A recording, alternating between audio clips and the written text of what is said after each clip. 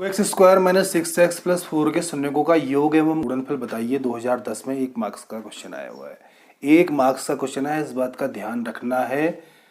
तो लंबा तो ज़्यादा होगा नहीं, और सामान्यतः लोग इसे कैसे बनाते, तो एक बार मैं वैसे बना के बता देता हूँ। तो 2x² minus six x plus four है। तो पहले अगर कॉमन आता है तो हम कॉमन लेते हैं। कॉमन आ रहा है 2, तो बच जाएगा x² माइनस 3x प्लस 2। अब 2 पद है तो इसको हम 3 बनाएंगे।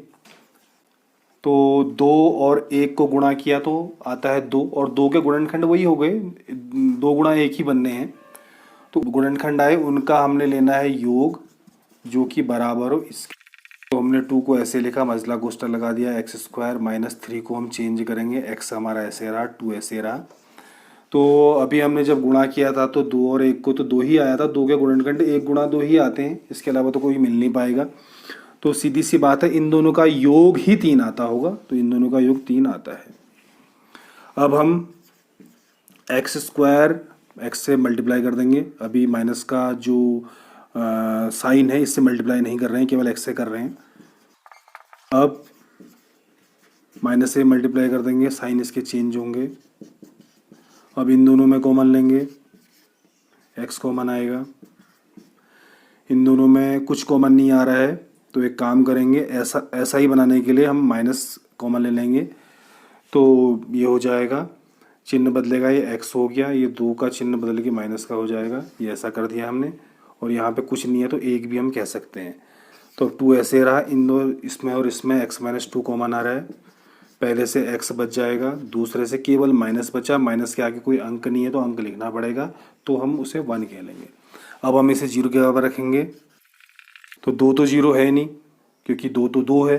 तो इसका मतलब इन दोनों में से कोई एक 0 है, तो हम इन दोनों को एक एक करके 0 के बराबर रखेंगे। तो यदि x माइनस 2 बराबर 0 तो x बराबर आ जाएगा 2। यदि अगला वाला मान x माइनस 1 बराबर 0 तो x बराबर आ जाएगा 1। अतः शून्यक हमारे निकल आएंगे, ये आ जाएंगे 2,1 यानी कि 1,2। अब हमसे जो चीज़ पूछी गई है हम उसको निकालेंगे। अतः शून्यकों का योग बराबर, हम इनको जोड़ लेंगे। 1 प्लस 2 किया हमने तो ये आ गया 3 आंसर। शून्यकों का गुणनफल निकाल लेंगे तो ये आ जाएगा, इनका गुणा कर दिया हमने, 1 गुणा 2 बराबर 2 आंसर। अगर हम ऐसा एग्जाम में करते हैं हमारा सवाल बन जाएगा, आंसर बिल्कुल एक्यूरेट आ रखा है। लेकिन नुकसान क्या है, 1 मार्क्स का क्वेश्चन है, 10 मिनट खा जाएगा ये, जबकि ये सवाल 2 लाइन का आंसर है। तो इसको हमने ऐसे नहीं बनाना है, हमारे पास और भी नियम है। हमने क्या नियम पढ़े, हमें मालूम है शून्यकों और गुणांकों के बीच में जो संबंध होता है द्विघात बहुपद के लिए, वो होता है शून्यकों का योग बराबर होता है माइनस एक्स का गुणांक बट्टे एक्स स्क्वायर का गुणांक, और होता है शून्यकों का गुणनफल बराबर होता है अचर बट्टे एक्स स्क्वायर का गुणांक। अभी हमने सत्यता की जांच नहीं करनी है, इसमें हमने केवल निकालना है इस सवाल पे शून्यकों का योग। तो हम इस सूत्र का प्रयोग कर लेंगे। तो शून्यकों का योग बराबर, हमारे पास नियम है, क्या नियम है, इस नियम के अकॉर्डिंग हर द्विघात बहुपद के लिए सत्य होता है। तो नियम के अकॉर्डिंग क्या होता है, ये मान आना चाहिए माइनस एक्स का गुणांक बट्टे एक्स स्क्वायर के गुणांक के बराबर में। तो अब हम ये जो वैल्यू है ये हम सवाल से निकाल लेंगे। तो माइनस एक्स का गुणांक कितना है, यहाँ पे है माइनस का 6 है, एक्स स्क्वायर का गुणांक है 2, माइनस माइनस प्लस हो गया, कट के 3 आ रहा है, और 3 यहाँ पे भी आ रहा था। ऐसे हम शून्यकों का गुणनफल निकालेंगे। तो हमने फिर जो है इनके बीच के संबंध का उपयोग करना पड़ेगा। ये होता है अचर पद बट्टे एक्स स्क्वायर का गुणांक। इस सवाल पे अचर पद कितना है, 4 है, बट्टे एक्स स्क्वायर गुणांक कितना है, 2 है। तो ये कितना आ जाएगा, काटने के बाद 2 आ जाएगा, जो कि यहाँ पे भी आ रहा था। x² माइनस 6x माइनस 6 के शून्यकों का योग 6 है। तो a का मान ज्ञात करें। 2010 में 1 मार्क्स का क्वेश्चन आया। तो 1 मार्क्स का क्वेश्चन हमेशा ही छोटा होना है, तो उसमें हमने ज्यादा समय बर्बाद नहीं करना है हमने। और इसके गुणनखंड भी इस बार होने बड़े टफ हैं, क्योंकि इसमें a आ चुका है।